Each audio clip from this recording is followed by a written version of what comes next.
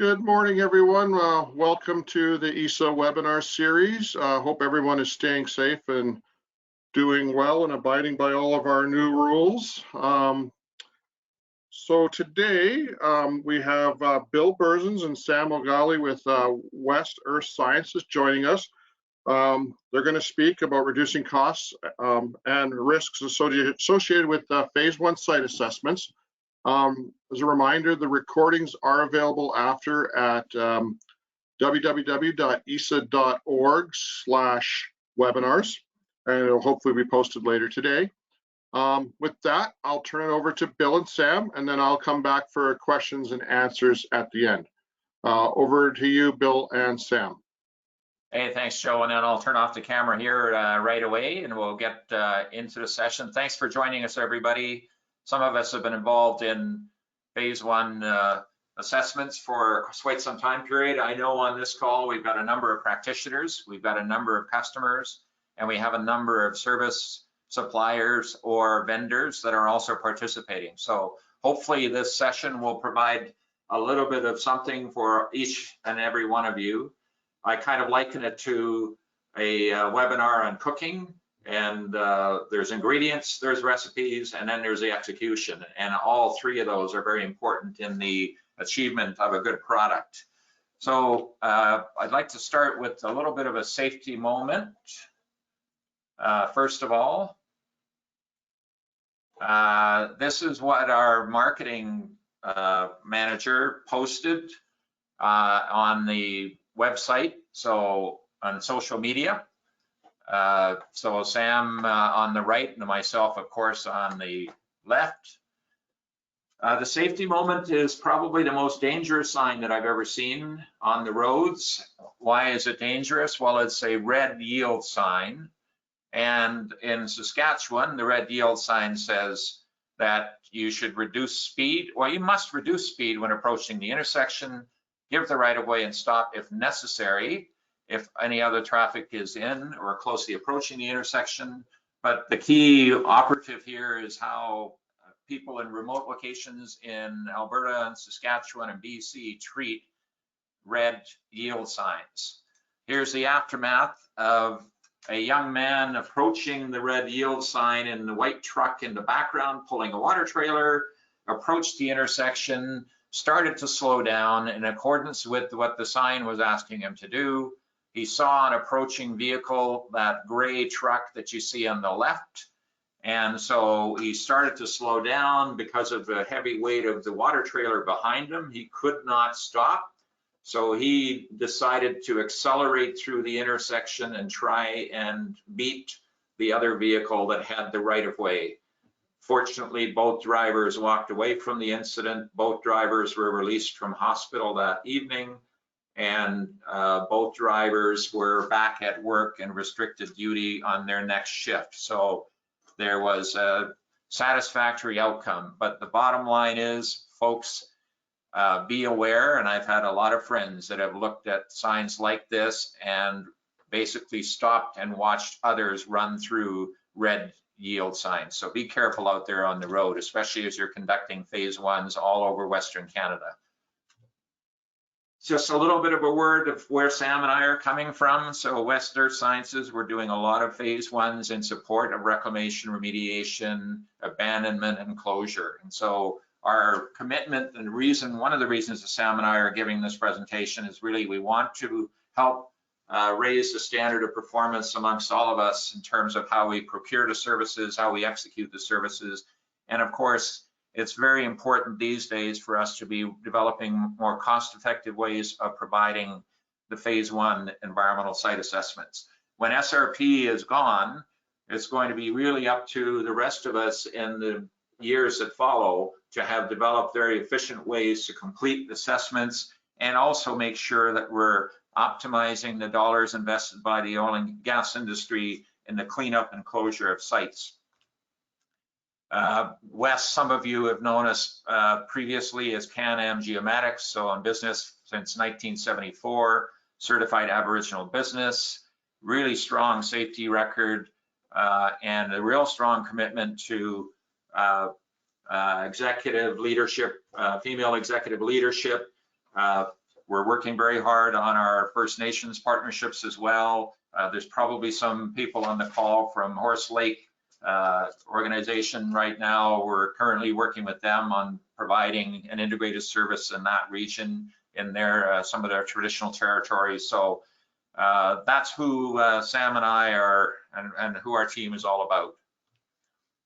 So the SRP program highlights and really what's driving this very strong market on the environmental site assessments.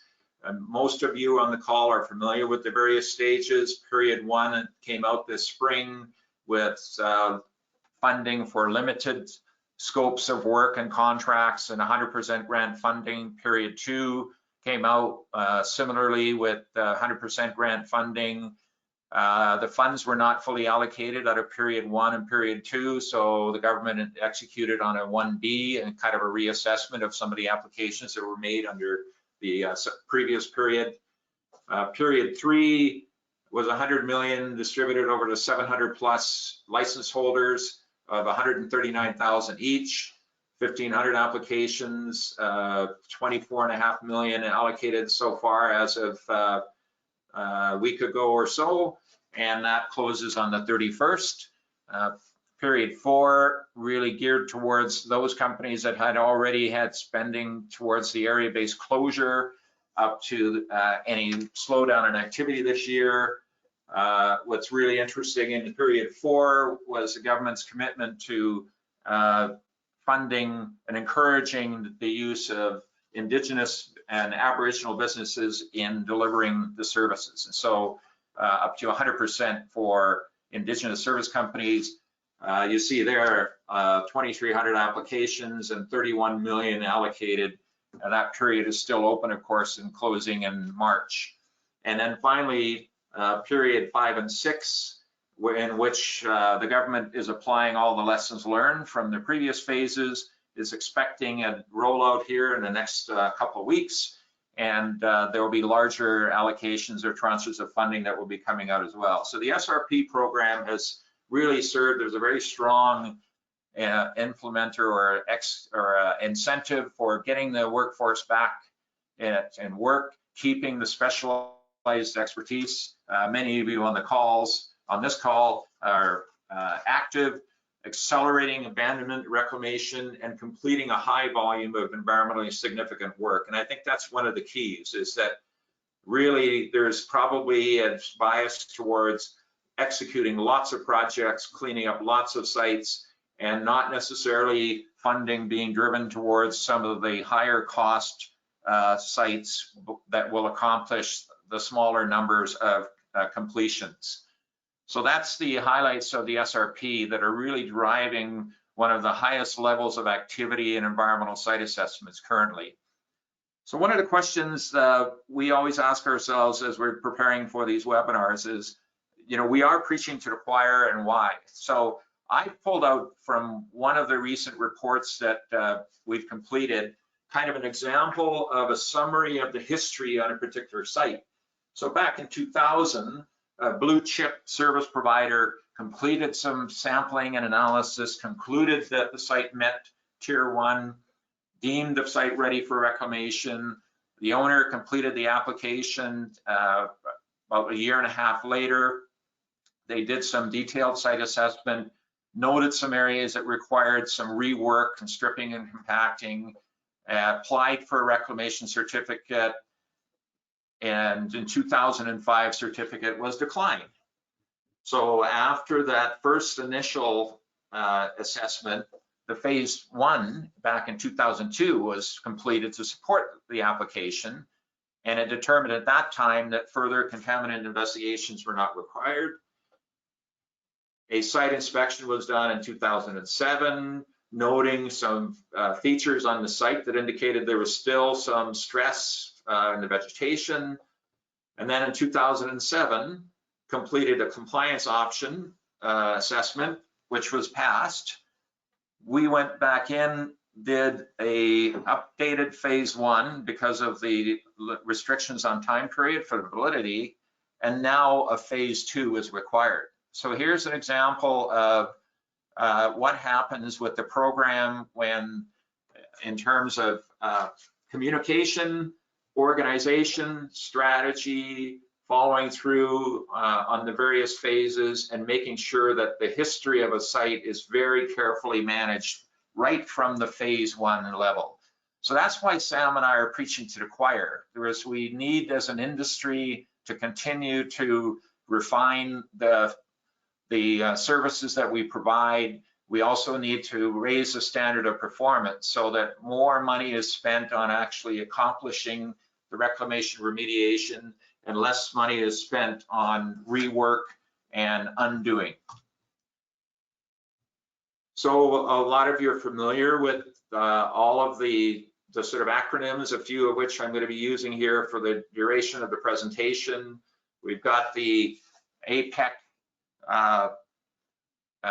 areas of potential environmental concern. We've got contaminants of potential concern. And then, of course, there's a long list of guidelines that really relate to guidance documents, regulations, and guidelines that relate to carrying out ultimately the phase 1, the risk assessments, and lay the groundwork for the subsequent phase 2s, as well as the reclamation and remediation. So right off the bat, this is one of the areas that's really important when in orienting the team and helping the team understand what its obligations are as professionals in carrying out the phase 1s. So from a due diligence standpoint, as soon as you start the phase 1, you start triggering obligations for either the proponent or the owner, as well as the professionals. And it's really important to understand those as well, because they relate to what tools, what training, what tools, and what qualifications are you having deployed in the execution of the phase 1. So for the proponents, the proponents do have to follow ACT's regulations and guidelines, select the right service provider, ensure that the APEX and COPS are identified, and then ensure the adequacy of remediation or management of risks. So that really is not a responsibility that's delegated to others unless they're delegated as agents of the owner. That's something that the owners really have to pay attention with. And I know on the call, I recognize a number of owners are on the call and definitely have to understand their obligations in this whole process. Likewise, the service providers, there's a level of competency that is required in the completion of reclamation and remediation work. So it's important that even if you're working at the phase 1 level, that you understand and are competent in understanding what's required to support the reclamation and remediation, levels of experience that are required, and knowledge through a combination of education, skills, and experience and training. And so, of course, if there's a submittal, the ESA to the government, then it must follow the phase 2 site assessment standard. So it's really important for the service providers to understand that as part of due diligence, it starts with right at the phase 1 level, and an understanding of the subsequent regulatory requirements and guidelines is part of informing the phase 1 assessor of what's required.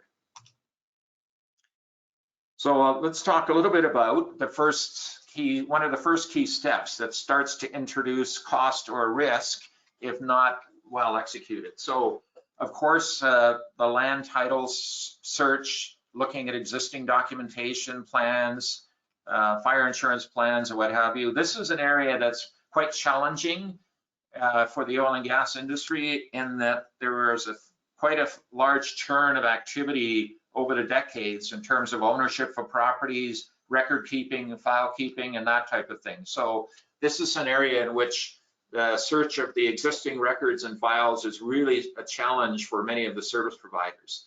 Of course, the physical setting is important, so that's a combination of aerial photography, satellite photography, and reporting, operating records as well. So you see definitely requirement to be able to read, review, understand, and interpret what those operating records are telling you. And then likewise, as soon as you start looking at both on-site and off-site impacts, understanding and looking at the information that may or may not be available from tax rolls, archives, photographs, directories. So the key here, I think, is really understanding how all of this information supports the development of an efficient and timely strategy for the site visit.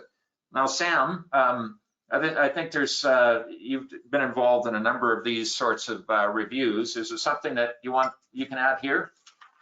Yeah, given that there are lots of other repositories for information that people can access, it's expedient on everyone to try to reduce costs to focus on those data sources that would give you the information you need. More often than not, you can get it tailored to your needs. And I mean, the guys at IRIS, having a discussion with them, you could set up specific packages to your requests to get information that is specific to what you want versus going for the full-blown packages that will cost you a lot of money. That way, you're reducing the expense of the phase one and getting exactly what you need specific to your site. Thanks, Sam. So one of the guidance documents that's provided by AER or AEP also provides a good sort of overview of some of the areas or some of the important factors that come out of the records review and some of the sources. And so you'll see both on-site, the majority of the information that's going to be required in order to carry out the proper assessment for on-site evaluations, what's also required for adjacent properties. So for example, looking at any spill reporting, looking at any additional information on any landfill operations, and then finally looking at what's within the 300 meters of the property boundaries themselves and understanding how any release on the site could affect an adjacent land use, an adjacent groundwater use, or adjacent surface water quality or aquatic environment. So the effective execution of the phase one really starts with a well-founded and comprehensive records review. And this is one of the challenges that we have. If in the records review, some of the information may be fairly sparse. And so it's important when you're documenting the summary of the work and the information that you're able to obtain, that you're also documenting what's not available and what limitations or restrictions that may impose on the efficacy of the results that you're reporting. Let's move on to a second component, and that is the site visit itself. You know, I think back to some work that I did, and I guess I'd be dating myself, but some work that I did in the 90s related to phase one assessments at pipeline pump stations. So there was a case in which we were basically doing a phase one assessment at a metering station, basically just adjacent to the Saskatchewan border. And so we were in Alberta, adjacent, and there was a metering station at a transfer point just within eyesight of the metering station in Saskatchewan. We looked over at the site and we saw there was a team on the site dressed in the white Tyvek coveralls and wearing personal protective equipment. And unbeknownst to us, what we discovered was that the upstream operators in some of the bulk stations feeding the raw crude pipeline were actually getting rid of some of their PCB oils by metering them into the crude pipeline at the upstream location. So that's a good example of when in conducting the phase one site visit, being alert and understanding and having a familiarity with what's happening on the adjacent sites and how might it impact on what's the work you're doing on your own site as well.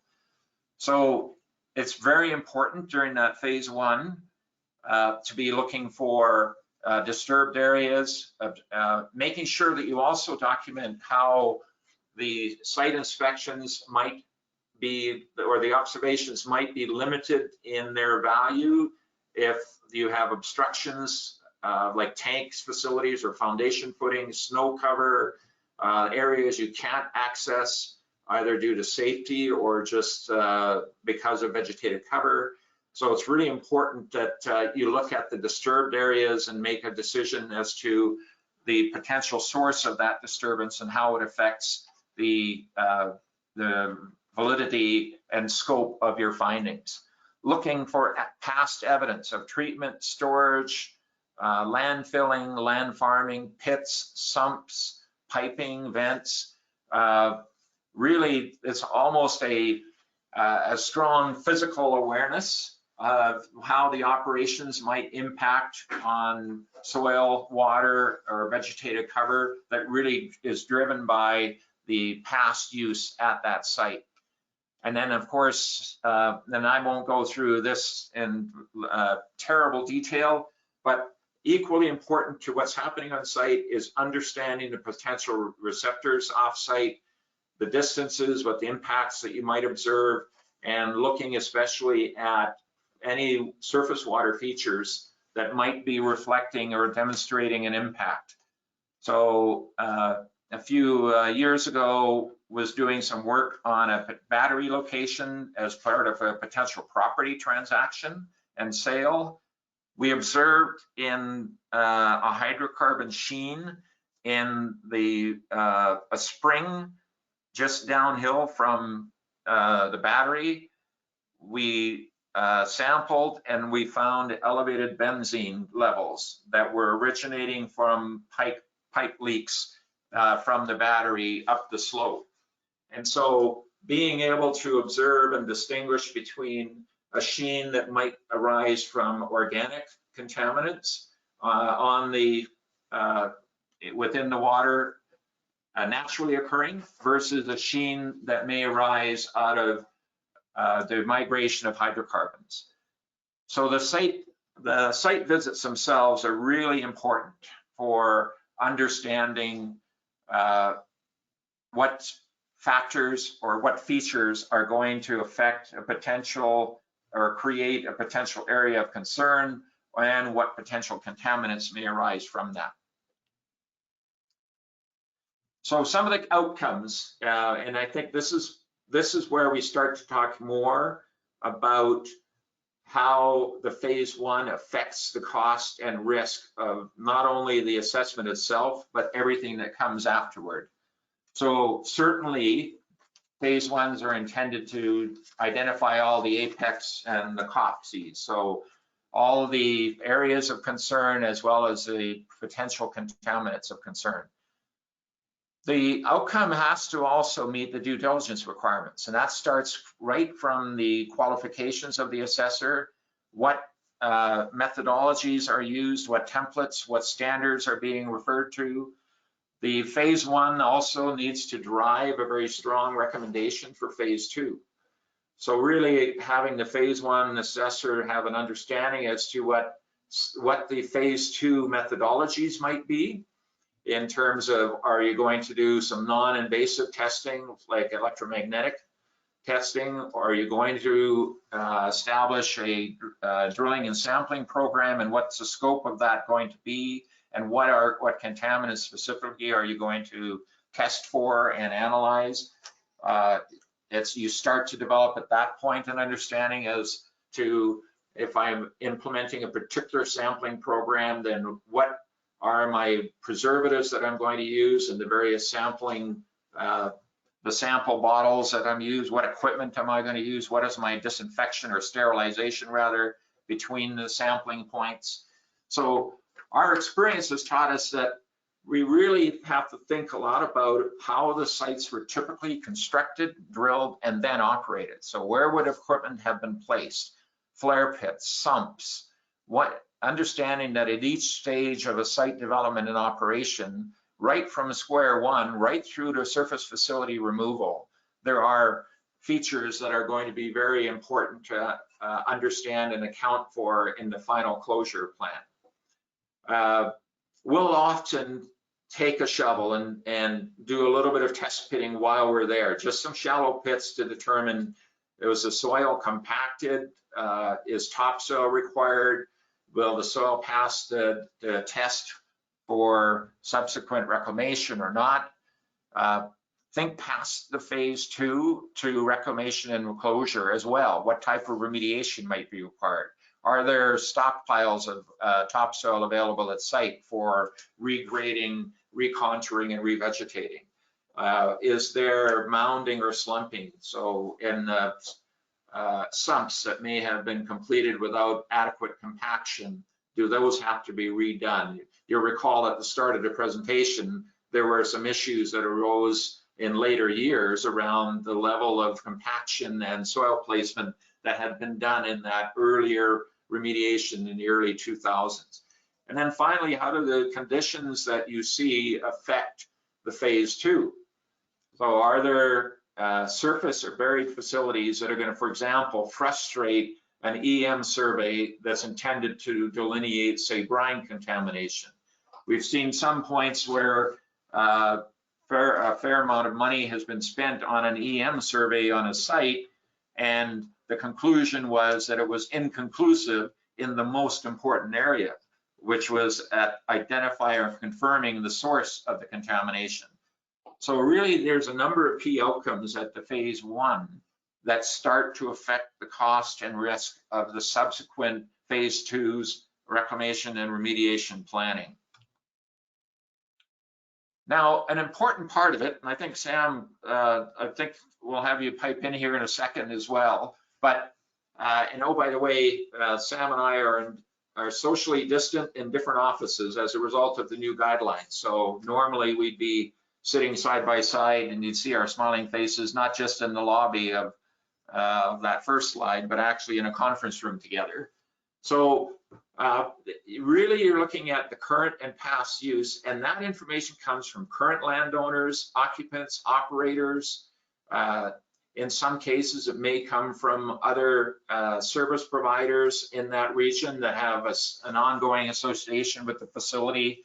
And it's really important to note where answers are just incomplete, and perhaps incomplete in a way that highlights that there may be an issue that's not being fully disclosed during the assessment itself. So, because remember that any incomplete findings or no findings later need to be addressed and specifically identified within the report itself. So some of the key outcomes are understanding also what are the issues for the landowners. So, and documenting those issues and finding and giving the owner a heads up that those issues will need to be factored into any reclamation, remediation, and closure plans. So we've seen sites at which the phase 1s and phase 2s received cooperation from the landowner in the initial stages and a very good dialogue. Then as the oil prices started to drop and revenues started to drop and lease payments started to come more intermittently, at those stages, the landowners changed their requirements, for example, for either security of access or fencing, road reclamation, and that type of thing. So in other words, it's really important that during that interview period that you also specifically identify expectations from the stakeholders, because any expectations that are not properly documented can come back and haunt you at a later stage in terms of the impact on costs that they might create. Sam, anything to add there? Yeah, basically, I'm just going to emphasize on the need to have that dialogue with the landowners or the occupants at an early stage in the process, because those guys can be a great source of information for everything that has happened on that site. So it's very important to bring them in all through the process, and have that constant dialogue just in case things change for them. Then there are no surprises for you, because you don't want to get to a point where you are at the right application stage and suddenly realize that, oh, the guy wants the fence removed, or hey, they want the access road reclaimed, when you probably assumed that they were going to sign off on whatever obtained. So just have that constant communication with the landowner or the occupant, just to make sure that you're both on the same page with expectations for requirements for site closure down the road. Thanks, Sam. A few years ago, I was involved in a facility that was more complex than your typical upstream phase one. But one of the lessons that I learned is applicable to a number of the upstream sites that are also operating. So I was called in by a purchaser looking at a gas plant acquisition. And so the divestor, or the vendor of that property rather, had retained a consultant to put together the list of the contaminants of potential concern and come up with a cost estimate for mitigation of the problems. The purchaser, the potential purchaser, had us take a look at the documentation. When we looked at the documentation, we could not find evidence of an assessment of the asbestos at the site. We had a look at the we pointed out that it was surprising to us that there was no asbestos on 50-year-old product lines. So we recommended a quick site visit. We did a quick site visit, and we confirmed with some quick sampling that there was indeed a significant amount of asbestos on the process piping at the facility.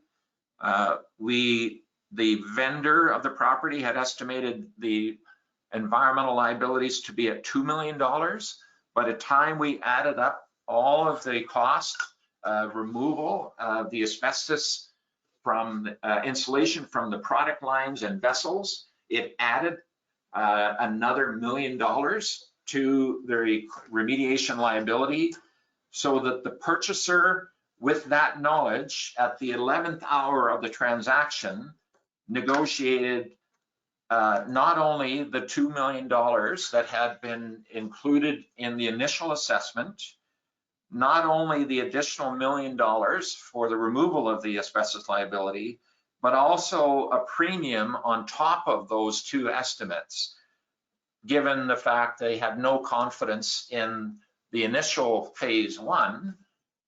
Time was of the essence. And so the bottom line was that the purchaser of the property avoided a $1 million overage in the liability estimate and negotiated a premium in the purchase price or a discount on the purchase price of the facility. So that all happened at the 11th hour as a result of an incomplete phase one. So it's really important when you're doing both the site visits as well as the interviews that you make sure that you understand the full spectrum of issues that might affect the liability associated with the facility.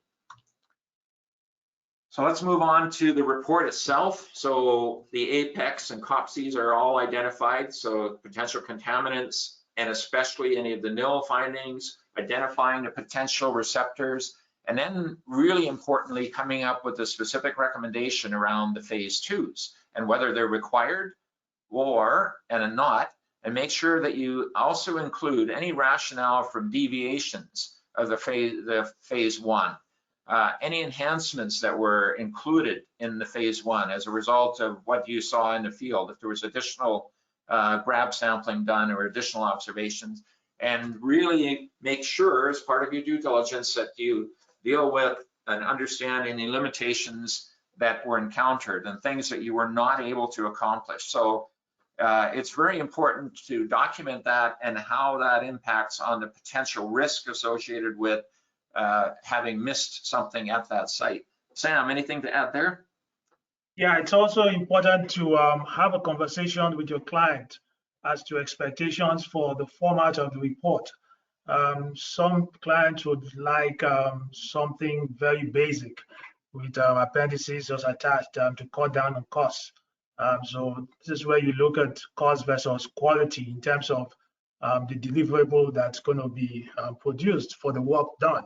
So have that conversation early so that your report has everything your client requires, not more than what your client requires, because if you put in more and you ask for more money, they'll say, well, no, this is not what I wanted.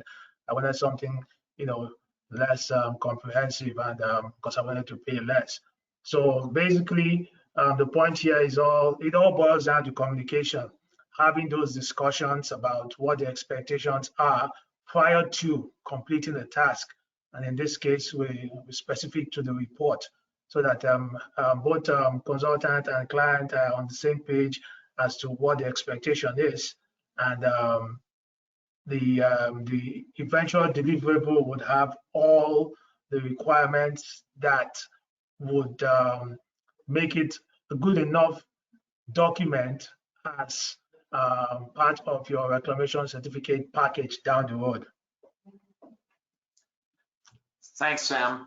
So in the guidance documents that I referenced earlier, there are some very important and very useful lists that identify both the areas of potential concern as well as the contaminants of potential concern. And so and again, this seminar is really, or webinar is really focused on how do we continue to reduce the cost, not only for the phase one, but also for the subsequent work, and also reduce the cost and risk associated with reclamation, remediation, and site closure.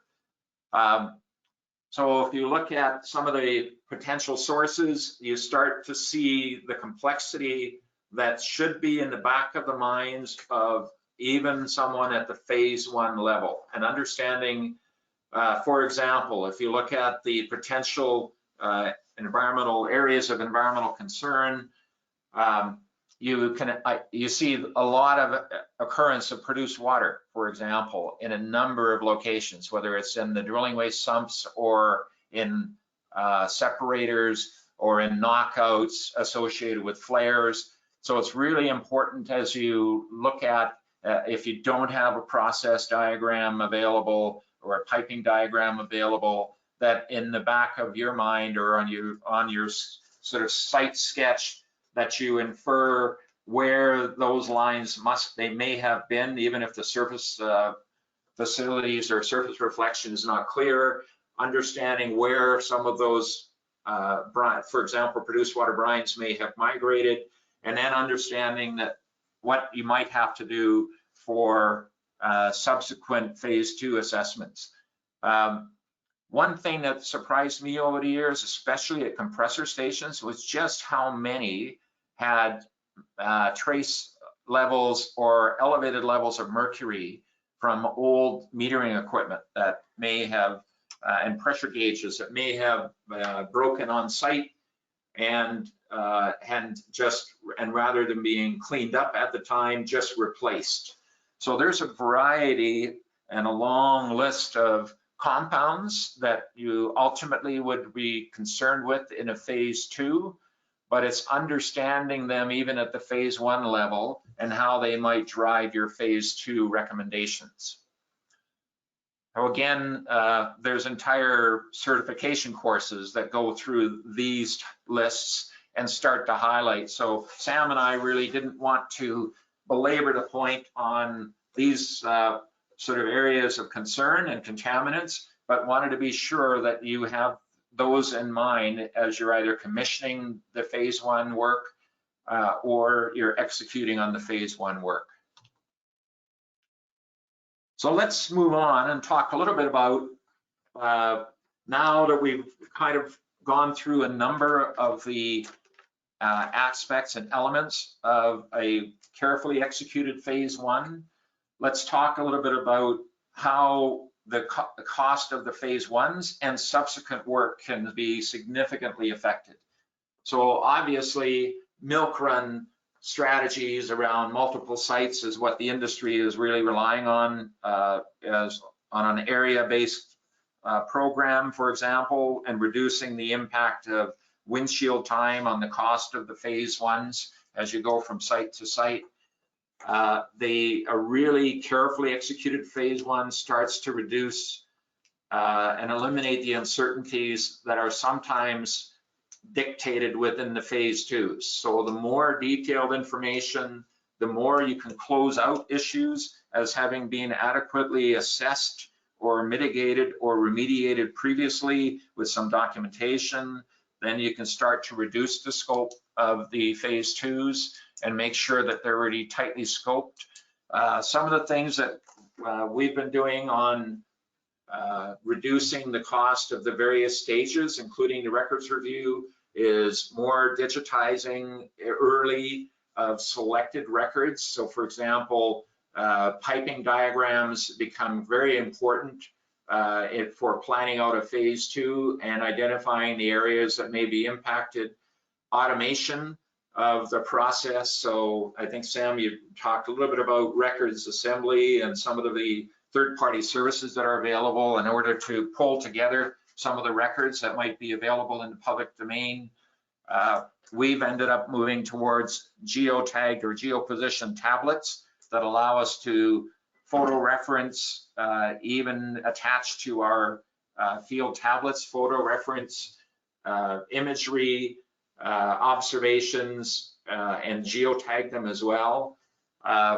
On some occasions, if we have identified through the records review that there may be issues, there may be some complexity or offsite impacts, we'll often include drone imagery as part of the phase one. And it ties together the phase one assessment as well as starts to establish the baseline that's required for planning out a phase two.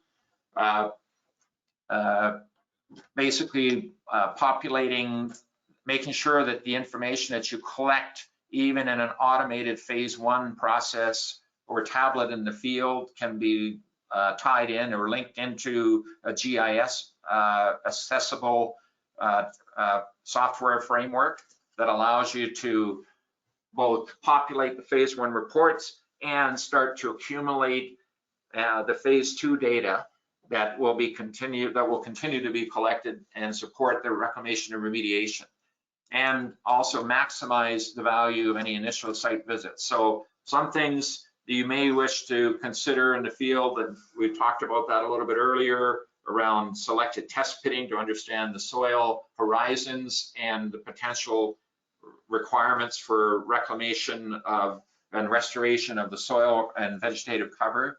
So those are areas that really will impact not only the cost of the phase one, but remember, it's the phase one is really the foundation for a cost-effective phase two as well as the subsequent work. Sam, anything to add? Yeah, realizing that driving is one of the, if not the number one hazard that we face while conducting field work and environmental assessments. The number of times we access a site, we should try as much as possible to reduce the number of times we're out driving back and forth. So if we can combine sites or tasks, for sites within an area, that would reduce costs for mob, demob for your client. It would also try to eliminate the hazard or reduce the hazard of driving and the potential for accidents or incidents on the road, especially at this time of the year. And also we reduce our emissions, just trying to be friendly to the environment and try as much as possible to reduce costs and the risk too. We try to reduce risk out there by reducing the number of times we find ourselves on the roads.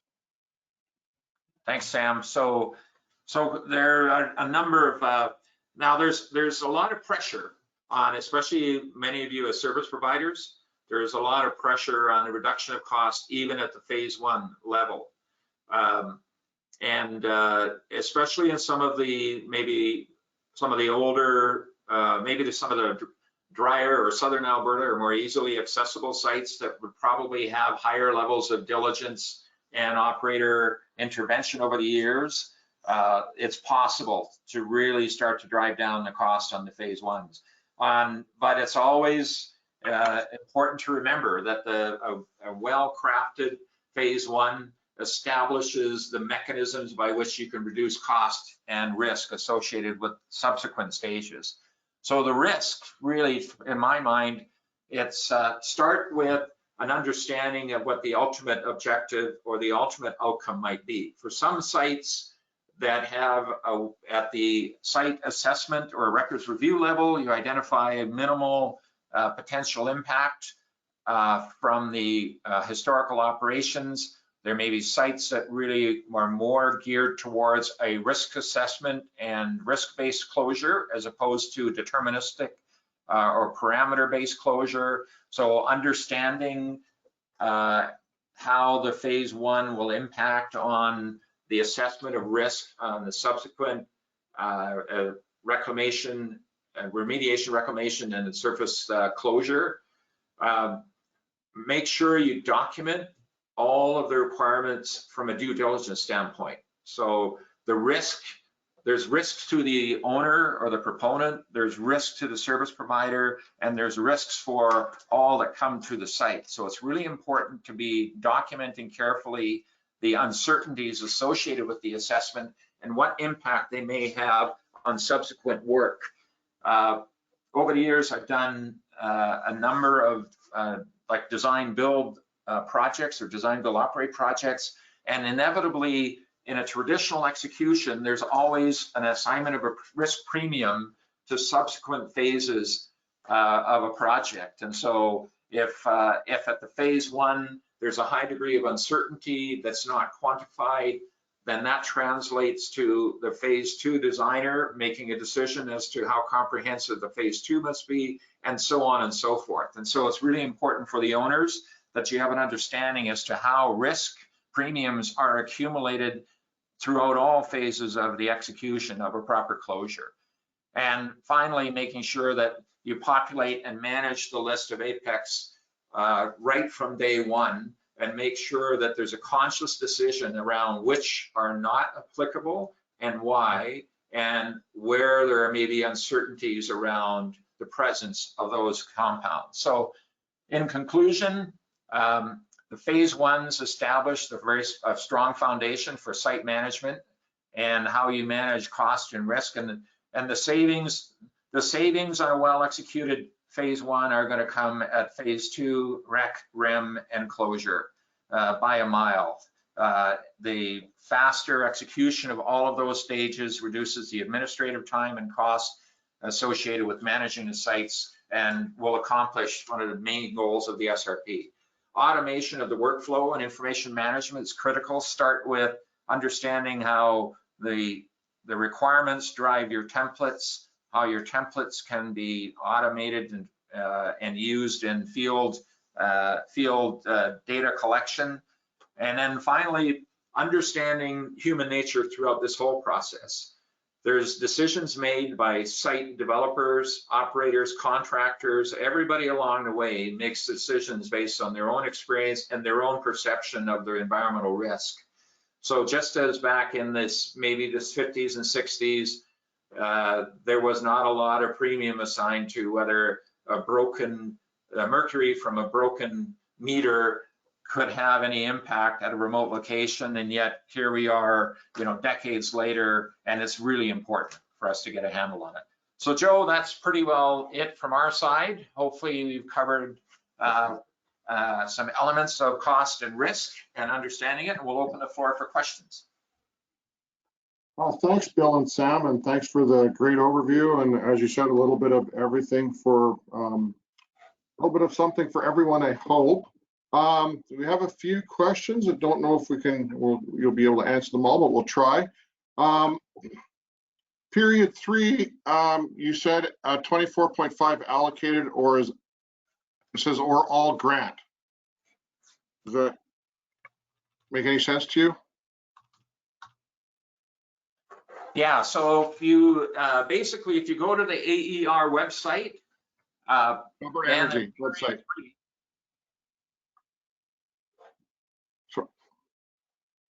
Sorry, yeah, go ahead. Yeah, oh, sorry, I just, Yeah, it's Alberta Energy website. yeah, if you go to AER, then you'll see an up-to-date sort of summary of these programs.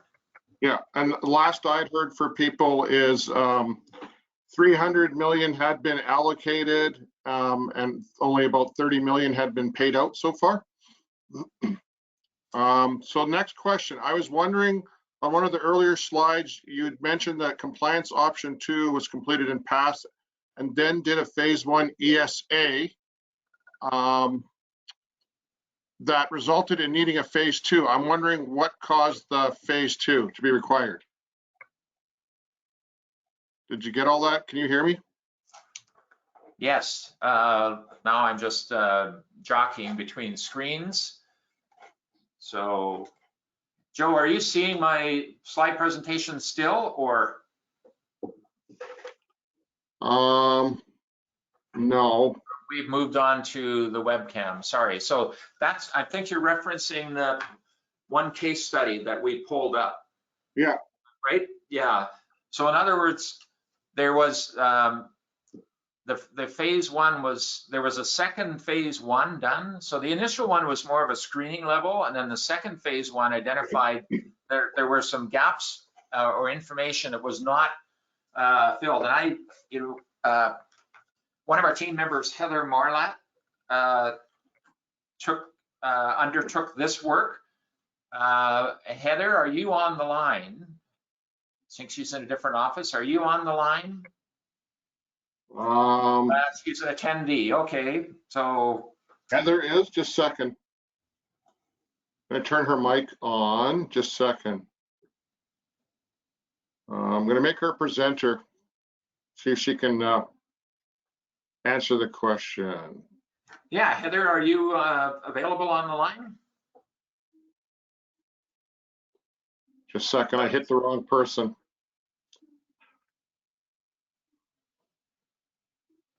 Yeah, so Yeah. what I Heather, yeah, Heather should be there if she can unmute. Hi, Heather can should. you hear me? Yep. All right. So yeah, we recommended a phase 2. The flare pit, we didn't have accurate records of what kind of work was done there. It was just a field screening sample was all that we could find. So further investigation is required there. There were some tanks on site, glycol barrels, things like that. And in discussions with the landowner, he had mentioned that the flare pit was used, that there was glycol barrels on site, all of these things that were not properly assessed or documented in the documents we had access to. Okay. I hope that Okay. thank you. Sorry, the slide of records to review for the columns within 300 meters of property, can you confirm the focus of the column is to evaluate if the subject site is likely to impact an adjacent site?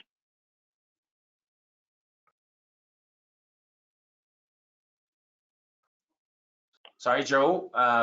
Sorry, the slides of records to review Yeah. for the column within 300 meters of property, can you confirm the focus of the column is to evaluate if the subject is likely to impact an adjacent site?